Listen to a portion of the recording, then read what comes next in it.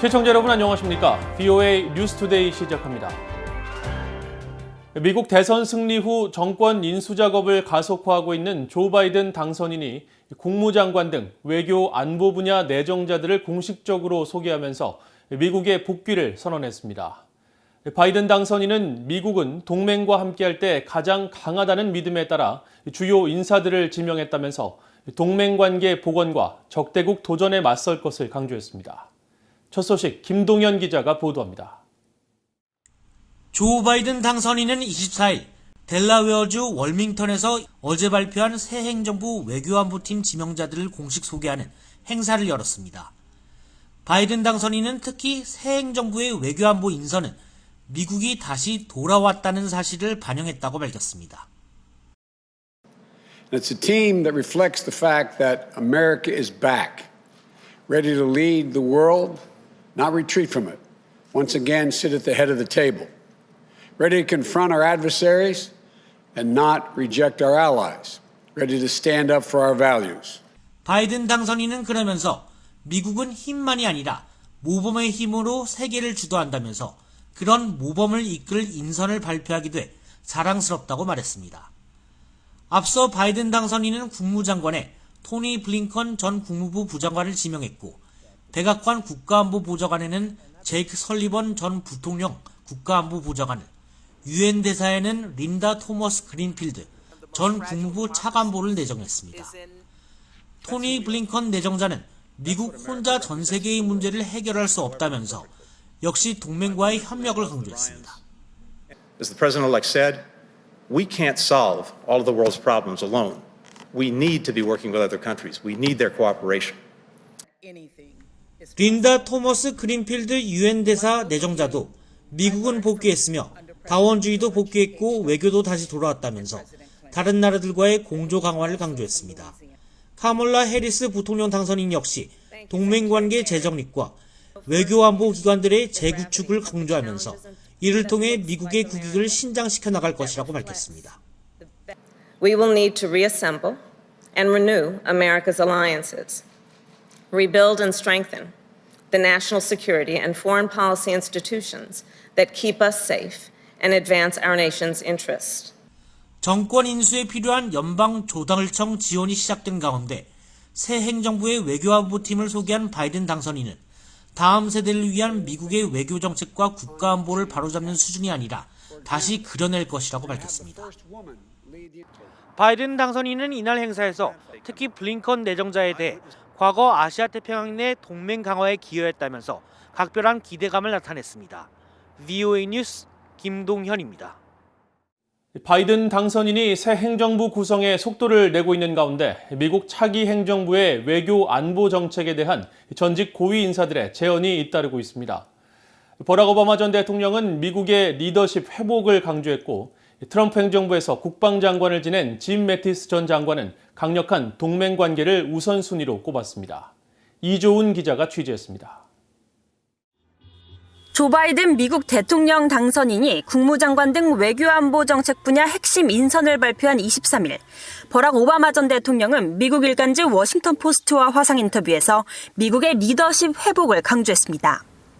바이든 행정부가 출범하면 미국의 대외 정책은 과거 전통적 리더십 복원에 무게를 두겠지만 미국에 대한 신뢰와 안정성을 회복하는 데는 다소 시간이 걸릴 것이라고 말했습니다.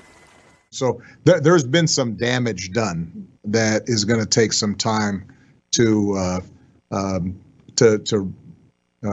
dig ourselves out of.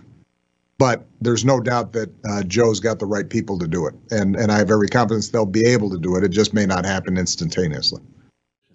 그러면서 국무장관으로 지명된 토니 블링컨 전 국무부 부장관에 대해선 자신의 재임 시절 모든 중요한 회의에 참여한 핵심층이었다며 뛰어나고 현명하며 품위 있고 세계에서 인정받는 숙련된 외교관이라고 평가했습니다. 국가안보보좌관에 발탁된 제이크 설리번 전 부통령 안보보좌관에 대해서도 매우 현명하며 젊고 활력이 넘치는 사람이라고 말했습니다. 1년 전 트럼프 행정부에서 사임한 제임스 매티스 전 국방장관은 국가안보를 위한 국제사회와의 협력을 강조했습니다. 매티스 전 장관은 외교 전문지 포린 어페어스 기고문을 통해 국가 안보 강화는 미국이 다른 나라 도움 없인 스스로를 보호할 수 없다는 근본적 진실을 인정하는 것에서부터 시작돼야 한다며 국제적 관여의 중요성을 강조했습니다. 또 아시안의 강력한 동맹 유지가 필수라면서 특히 호주와 일본, 한국과의 강력한 동맹 관계 유지가 중요하다고 강조했습니다. 또 현재 미국이 직면한 최대의 위협은 중국이라면서 특히 미국의 동맹과 파트너십이 중요한 분야라고 강조했습니다. 그러면서 아시아 영내 미군 배치 전략을 확실하게 하려면 여러 측면에서 변화가 필요하다며 보다 효과적인 핵 억지와 우주 사이버 공간에서의 역량 향상, 우선순위에 따른 재원 이동 등을 꼽았습니다. 힐러리 클린턴 전 국무장관은 트위터를 통해 블링컨 국무장관 내정자에 대해 헌신적인 공직자라면서 큰 효과가 있을 것이라고 평가했습니다. 부시 행정부에서 활동했던 콜린 파월 전 국무장관도 페이스북을 통해 블링컨 내정자는 숙련되고 경험이 풍부한 외교정책 전문가라며 뛰어난 평판에 균형 잡힌 외교관이라고 평가했습니다. VA 뉴스 이존입니다. 미국 국무부가 이란, 북한, 시리아에 대한 WMD 대량 살상무기 확산 방지법을 근거로 러시아 기업 3곳과 중국 기업 2곳을 제재 명단에 추가할 예정이라고 밝혔습니다. 국무부 산하 국제안보 비확산국은 24일 연방관보에 러시아 항공기술 부품기업 아비아 자프차스트와 전기시설 관련 기업 엘레콘, 석유 광물 수출 기업 릴코 그룹 등 3곳과 중국의 청두 베스트 신소재 유한공사, 지보 엘림 무역회사 등 2곳을 이란, 북한, 시리아에 대한 대량 살상무기 확산 방지법 위반 혐의로 추가 제재 명단에 올린다고 발표했습니다.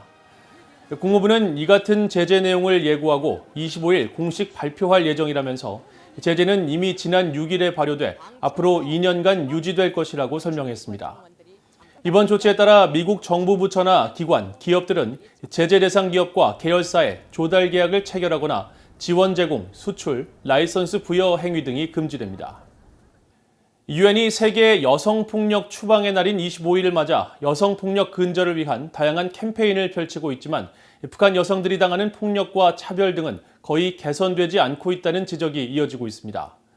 유엔 총회 제3위원회는 지난주 16년 연속 채택한 북한 인권 결의안에서 북한 여성과 소녀들이 조국을 떠나 인신매매 등 취약한 상황으로 내몰리게 하는 북한 내부 문제를 지적하며 북한 내 불평등한 취업 접근성과 차별법, 규제 등 여성에 대한 폭력과 차별에 대해 매우 심각하게 우려한다고 밝혔습니다.